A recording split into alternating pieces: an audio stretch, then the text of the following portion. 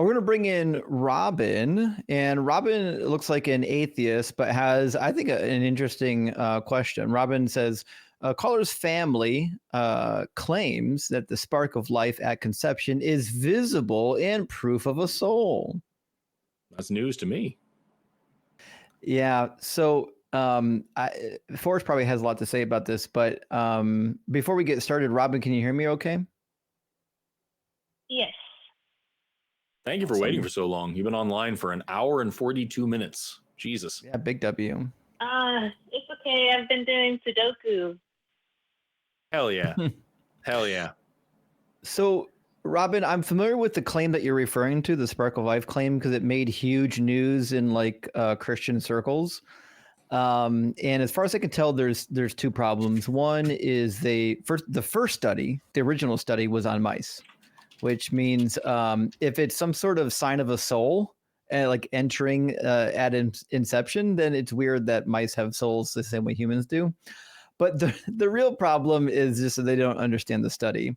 So what they did for the study is they're doing a chemical analysis of what happens when the egg gets fertilized. And in order to do that, they need to bombard it with how do we call it? Like flora.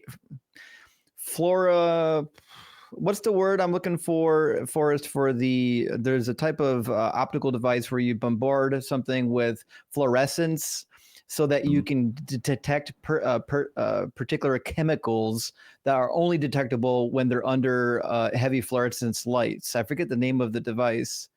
Sounds familiar, but I don't know. There's a name for it. A very scientific, long-sounding name for it. But basically, what they did is they use a device that bombards the fertilized egg with fluorescence, and then the fluorescence allows them to see particular chemicals that you wouldn't normally be able to see. Right? In this particular case, it just detected zinc. It turns out that when an egg gets fertilized by a sperm, there's a zinc reaction, and zinc just happens to be visible under a heavy amount of fluorescence, right? And that's all that is, right? But the way that Christians were like spinning the study was that like under no outside influence, right?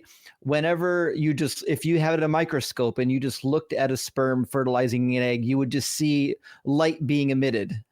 But that's not the case, actually. What happens is the light reflects off of zinc rather than being absorbed, so it shows up like a spark of light when you observe it, right? Anyways, that's my understanding of the study and my understanding of what Christians are getting wrong about the study. But like the article is available for the original. It's on PubMed. The name of the article is Zinc Sparks Are Triggered by Fertilization and Facilitate Cell Cycle Resumption in Mammalian Eggs. And this was the 2011 study on mice, and it talks about how they did it, what instruments they did, and what the results were. I have another study here. This one is from Scientific Reports from Nature Research. The fertilization-induced zinc spark is a novel biomarker of mouse embryo quality and early development. Just reading a bit from the abstract here. Upon activation, mammalian eggs release billions of zinc ions in an exocytotic event, that means coming out of the cell, termed the zinc spark. The zinc spark is dependent on and occurs coordinately with intercellular calcium transients, which are tightly associated with embryonic development. Thus, we hypothesize the zinc spark represents an early extracellular physiochemical marker and the developmental potential of the zygote. To test this hypothesis, we monitored the exocytosis, blah, blah, blah, blah, blah. And they say, let me see here. I'm seeing if they actually put a conclusion here. Zinc sparks can thus serve as an early biomarker of zygote quality. So the idea in this thing is that these biomarkers are present and they kind of show that maybe this particular embryo will survive. And that's maybe what somebody wants to try to stretch to. I don't know.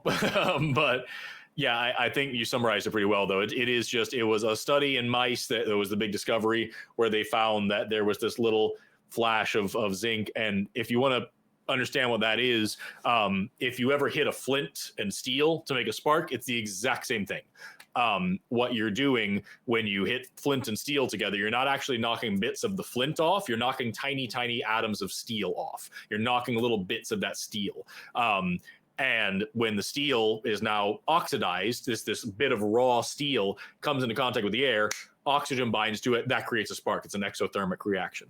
And so that's what we're seeing. We have little bits of zinc out, and that is now causing a little spark for whatever reason it is. I don't know if it's oxidation or not, but it's the same basic concept. It's just this release of a metal that is now doing a thing that's emitting a tiny bit of light in these particular conditions. I don't know if that's all the time or just when they're using whatever magical zinc ray they were using in that particular setup. Yeah, that makes a lot more sense than what they were telling me. See, my aunt and uncle, they both breed horses, and ever since figuring out that I'm atheist, they've been trying to feed me little facts to convert back to Christianity, and that was one of the things they were claiming, that while breeding horses, that they themselves can see this spark of light, and that's evidence of a soul. And if they could see horses, and they can see souls in us, and like, yeah, I was just really confused, and I didn't know what to say. And that was like the first time they've ever stumped me. So they got their one gotcha moment in the past like 10 years that I've been atheist. Yeah. Well, even if this was something that was somehow like, first of all, no, this is not a visible thing outside of the horse. Like, you're not going to see that. That doesn't make any sense. But like, even if there was a consistent, persistent, every time an egg is fertilized, there's this marvelous flash of light, and we don't know where it comes from. The idea that you would then build the bridge to this is magic is pretty wild. There's so many implications. And number one, I just learned that horses have souls. That's neat. Number two, what about things that don't reproduce this way? What about asexual organisms? Are you telling me that, something that does cell division, just goes through that, doesn't have a soul because it doesn't have a fertilization point?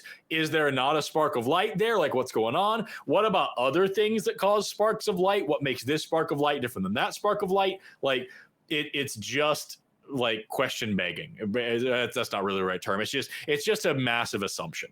It's taking something you don't understand and assuming that it's some big crazy thing, when in reality it's remarkably mundane. It's just a neat thing that happens that we didn't know before.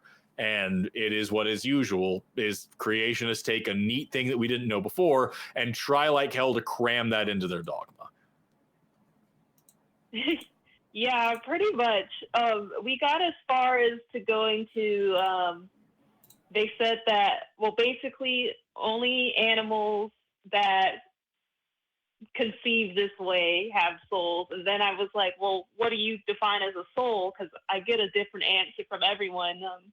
The most intriguing answer I ever got was from my pagan roommate, but all my Christian family members just say that, like, pretty much that their soul is a consciousness.